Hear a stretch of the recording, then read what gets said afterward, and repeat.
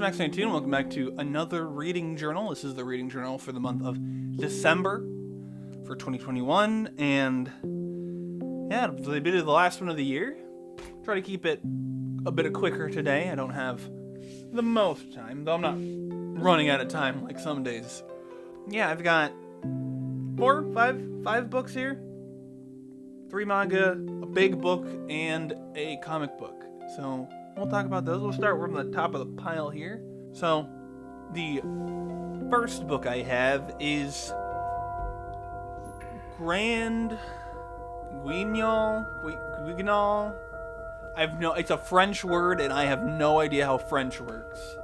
Guignol Orchestra. Something like that. So this is a shoujo beat manga, but it's got more of the trappings of your typical... it's got more of the adventure trappings of something like a shonen, though it's not quite as action-centric as your typical battle shonen. It's very interesting. You've got this... We'll give you the basic plot here. We're in some sort of past times. I don't know exactly when, but in the past. And this is sort of like a zombie apocalypse, but instead of your typical zombies, they turn into these sort of doll-like creatures. These sort of human-sized doll-like creatures. They get doll skin. I don't know. They're made of porcelain. I don't know exactly, but they're doll-esque, and they are called this term that I cannot say. Guignol. Let me check the internet. Guignol, apparently. So, Guignol. That's what the people... It's a disease. They can get it from bites and scratches from other Guignols. And the disease came into existence through some sort of curse, and you can defeat. I don't think it's cure. You can defeat them in some sense through certain kinds of music. It's the power of music is basically what it is. And so you have, I guess, 2 orchestras, the official and unofficial grand orchestras of the monarchy or whatever. And they're the one is better than the other. I don't know. But we're following the unofficial. That's who the main characters are in this. And then there's also the queen, who has some sort of special abilities, can basically lightning nuke cities if they get too infected, and you'd be like, this one, boom. It's kind of weird, but it's also very, very interesting. Your main character is this dude named Lucille, who is very feminine to the point where he's often mistaken for a woman. And then during the first chapter, you pick up this other younger character who is a woman who is sort of disguised as a man. So you have sort of these 2 characters that sort of fit in this sort of ambiguously gendered state. It's very, very interesting, and I think it's well done here. And I like this. I like this. And I will probably seek out more of it. I like this. It's got some very, macabre art in it, where, you've got these sort of, cracked, bloody, again, crack like porcelain, the Guignols do. They crack like porcelain. So like I said, they're doll zombies, but they're also were humans. They're not actually dolls, but they have become these doll-like zombies with weird joints, and it's really it's almost body horror to an extent, but it doesn't get that deep into it to where I would classify it as body horror. But it's very, very, very interesting, and I like it. So the second book I've got here is Burn the Witch, which is a recently published thing by the author of Bleach, the mangaka behind Bleach, Tite Kubo.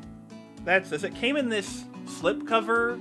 There's the manga itself outside of the slipcover. The first volume is called Don't Judge a Book by Its Cover. I don't know anything about Bleach, and apparently this is somewhat connected to Bleach. But basically, the narrative here is you got these two witches, and they hunt dragons, and this is set in England.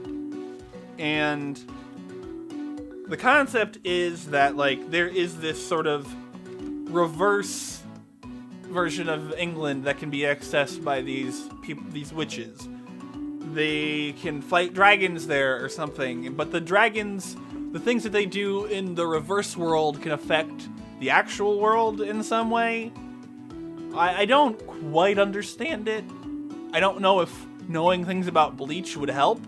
I watched one season of Bleach's anime, and I don't really know that much. You've got your both of your leads are girls. I don't remember their names off the top of my head. I read these at the beginning of the month. So, and then you've also got this dude who ends up involved because of shenanigans. It's cool. I just don't know if it's definitively for me. I wasn't that into Bleach, even the one season that I watched, so I never looked up into more of it. But this is pretty interesting. I don't think I'll look around and read more, but I'll probably keep it out on my shelf and be like, this is pretty interesting. It's kind of difficult to explain, at least having only read this first volume. I don't totally understand it, and so that's that. So that's what I have to say about Burn the Witch. Now, the next thing I have to talk about is the volume 1 of the RWBY manga. Now, I watched some RWBY back in the day, back when it first came around, and I just didn't keep up with it. This is a manga adaptation of the show. It's basically the show as a book. And this book pretty much encapsulates all of what I watched of RWBY and like a little bit more. So I didn't watch that much, I guess. This might be the definitive way to do it, I guess. Like, the way that RWBY was originally released was in these sort of short, like, mini episodes. And I imagine in an adaptation, you're going to be sort of trimming and cutting out anything that was questionable and whatever, and you're going to make it more fit into a book format. Now, there is, like, a benefit to watching it as an animation. I just personally don't think that RWBY's, like, 3D anime aesthetic works very well, at least back when it came out. It didn't work that great, in my opinion. I know that 3D animation has come a long way in the last years and years, but I just don't think it's still, like, 3D anime, even to this day, still is hit or miss a lot of the time. So, like, this might be the definitive way to experience RWBY if you are someone who hasn't. But personally, I'm just not that interested in RWBY. I think it's got some interesting ideas, and I'm sure at some point it delivers on some of them, but, like, you know, I'm just not. I remember being into it back in the day, back when I was watching it, but, like, now I don't think there's room in my life for more of this kind of fiction, this sort of kind of generic battle shonen type stuff. I'm just not that interested. I'm not going to say it's bad. I think this is decent. But, like, I don't think it's anything to write home about. Like, you've sort of seen this sort of thing before. So the second to last thing I got here is, finally, issue 5 of the United States of Captain America. You know, it's the end. It's the finale. And it doesn't have, like, a second story. It's just the one finishing out the plot. And it's cool. You know, it's literally just a bunch of Captain Americas fighting Nazis, essentially. It's what Captain America does. It's got some ups and downs in its story, you know. It's not just like, all right, let's go and do it. Yeah, we did it. Like, it's got some, like, you know, ups and downs in its narrative path. And then it has a really nice, you know, ending. And it's like, everyone can be Captain America. Like, all of us. We're all Captain America if we choose to be, sort of thing. It's a celebration of the 80th anniversary of Captain America. The character's been around for that long. United States Captain America is a fun little limited series celebrating the history of Captain America and, you know, what he means and what he's always meant, you know. Check out the United States of Captain America if you are a fan of Captain America. You're not an easily upset conservative. If doesn't mean you can't be a conservative, but if you are easily upset by politics that don't 100% align with you, or things that might be somewhat critical of conservative politics in the modern day, maybe don't read it, because it is slightly critical of conservative politics in the modern day. But it's not so much so that, like, I would call it alienating. There's some politicians that many happen to be conservative that are doing things that undermine what America should be standing for. My opinion, and an opinion of this book. So if you disagree with that, maybe don't read this limited series. That's what I have to say. Anyway, we're going to move on. The last book I have to talk about is actually a musical album. It is They Might Be Giants' most recent album, Book. I pre-ordered the book version. I bought the book version, and it's got a thing in it, which has a link to an instant download. So, right here we have the compact disc, the actual CD, which I haven't actually listened to yet. I've listened to some of the songs, but I have not listened to the entire album yet.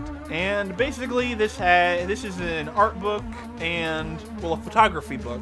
The photographs are by Brian Karlsson. The whole thing was typewritten on a typewriter for, like, the aesthetic. And, you know, it's lyric sheets from the last handful of albums, discluding the Escape Team. So it's Book, I Like Fun, and My Murder Remains. All of the lyric sheets for all of them. And interspersed you get big old pictures. Some of them aren't as big, but you get big old pictures in addition to it. This is not the traditional type of book I talk about on here, but I am a big fan of They Might Be Giants. So I am going to talk about it.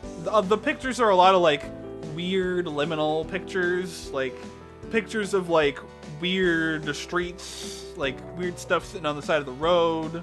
They're very cool pictures. Stuff like this shopping cart with something in it that, you know, just sort of sitting on the street. There seem to be, like, incidental pictures that the photographer, like, scenes that the photographer came across while sort of exploring their daily life. But then, you know, you have the lyric sheets, which are all sort of like text art to an extent. Not all of them are particularly readable. There are a couple of them that are, they're illegible. But it is all pretty cool. I went through it, you know, skimming all the things, looking through all the pictures and all the lyric sheets, and it's definitely cool. Like this lyric sheet, it's cut in half. You can't read it. It's not legible. You can't read it. They aren't necessarily usable lyric sheets. They're sort of artfully rendered lyric sheets. And again, paired with interesting, somewhat liminal pictures. You know, like, here's a booth seat that's sort of torn up. Like, it's a familiar but unfamiliar place, you know? Book. The book, the They Might Be Giants album. There was a CD-only copy, but I felt silly if I'd only order the CD, you know? Like, why wouldn't I buy the book version of Book? That is pretty much all I have to say about Book. If you are a fan of They Might Be Giants, or photography by Brian Karlsson, you're a fan of Brian Karlsson's photography or the band They Might Be Giants, I recommend book. It's like $50, $40, something like that, $40 to $50. I don't remember exactly how much I spent on it because I bought it a long time ago. I pre-ordered it pretty much like the moment the page went up to purchase things. So I don't remember exactly how much I spent. I got it slightly on sale. But yeah, that's all I have to talk about today. So you want to go down in the description, you can find links to places like my Twitter, my Patreon, where you'll find an extended version of this video, my Bandcamp page, my Redbubble Shop, various places, you know. Hit up the Patreon at the lowest tier and you'll get behind the scenes content like the extended version of this video. Hit the like button if you like the video, hit the dislike button if you didn't like the video. Subscribe if you want to keep with this and other shows. This show comes out once a month. I record it on the first Monday of every month. So, you know, the Saturday after that, generally. Unless I end up pushing it back a little bit because I get stuck with editing. But generally, it'll be like the first or second Saturday of the month, usually. Leave a comment. Have you read any of these books? Did you know the word? I can't even remember how to say it. Guignol? Did you know this word? Let me know. Have you experienced? Are you a fan of Bleach? Are you a fan of Burn the Witch? Are you a fan of RWBY? Are you a fan of this? Are you a fan of Captain America? Are you a fan of the Image? Leave a comment. Let me know. Share the video. Do the things. And anyway, thank you so much for watching, and I'll see you next time. Bye!